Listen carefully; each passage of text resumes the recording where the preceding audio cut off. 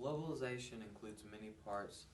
Some example of those are global trading, inter-country trading, money made from tourism, and government currency transfers, and pandemic effects on global economy.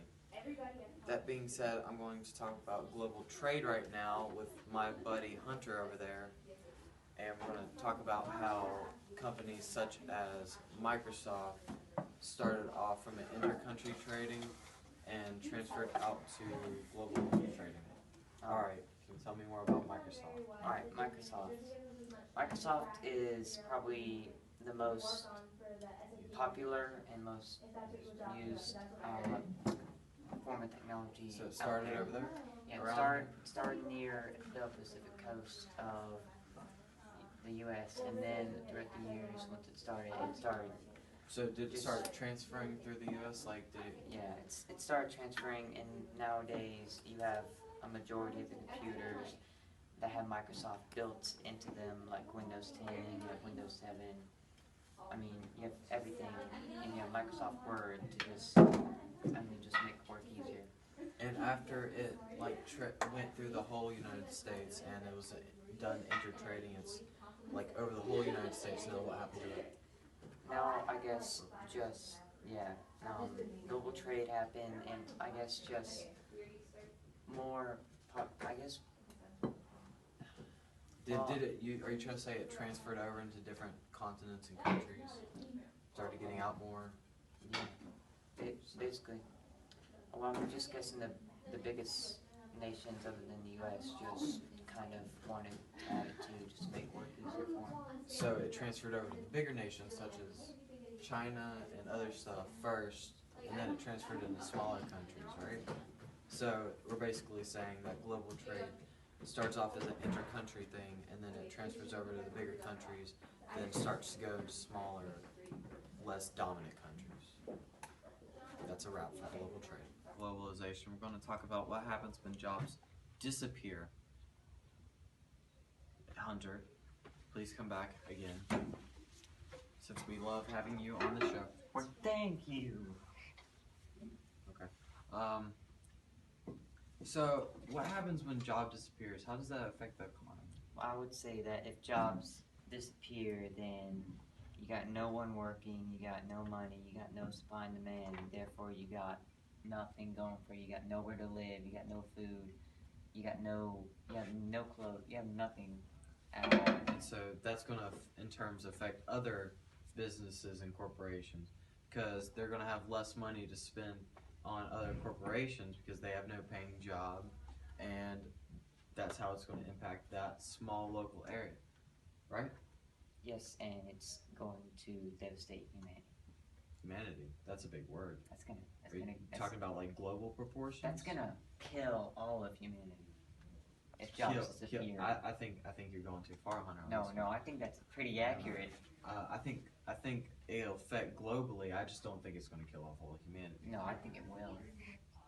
Okay, so Hunter, what you're saying, like, let's start with Detroit. They lost a lot of jobs over the past decade, didn't they? Yeah. A lot of them. So that place is in turmoil, and whatever they were producing is going to lead into other portions. And then all the other portions that are suffering from this are going to spread out like a pandemic. Pandemic, that's another word we use. And then in turn, all of, let's say, this country's exports are going to lessen. Global countries are not going to get that. They're not going to trade as much with us. They're going to lose money because that's where a big come of their income comes in. Once they lose money, they have less to spend on other countries. And it's all going to turn to turmoil, right? Yeah. And it's going to, in turn, hurt global trade and the global economy by bringing it down, right? Yeah. So what we're saying is that job loss will affect it on a global scale, even if it starts in a small place, due to the fact that the global economy works on all these small businesses and builds on each other into bigger corporations which trade, which eventually build into the government. All of humanity will be devastated. It will not be yes, dead. It will. They won't die. Yes. It will be fine. Yes. Alright, so we're going to talk about other aspects of globalization. Right now, I'm going to talk about how pandemic will affect global trade, global economy, and all that stuff. So we're going to have a guest star named Hunter Bullock. Mr. Bullock, would you please step up here and sit in this chair? Okay, pull it up, please. Alright, so we're going to talk about how pandemics and widespread diseases affect the global economy. Alright. So, how widespread do you think the most common form of pandemic is, which is influenza A right now? I would say that influenza or the flu is probably one of the most infectious viruses or diseases there is, and every year millions of people around the world are infected and die from it. This can affect store managers, which if it does, they get no supply and demand off it. They'll have to get other employees to do such a thing, which they might not understand how it works. So what you're saying is that since influenza is a disease and it inflicts with their job, they're not capable of doing stuff on a local level, therefore the global trade suffers from it because the smaller local level is not doing so well. And all those local levels combined create the global corporation. Yeah, and that's just not the only thing. Any infected person can touch anything like a box, and as long. Alright, so back to what we were talking about. A virus can survive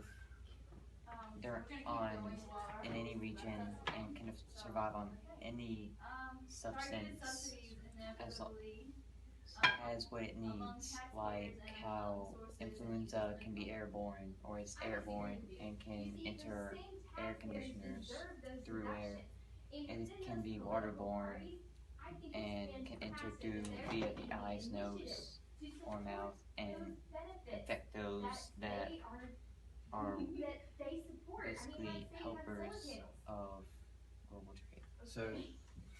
So you're saying since it's such a contagious disease, the likeliness that it will come in contact with some of these workers is very likely.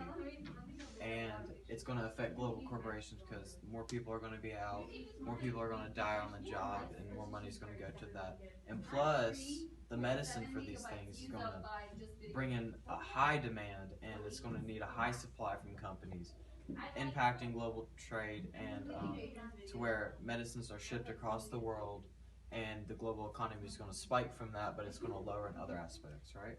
Yes, and then there is the chance of infecting doctors and people and pharmacists who order that medicine for other people and for the town or city they're in.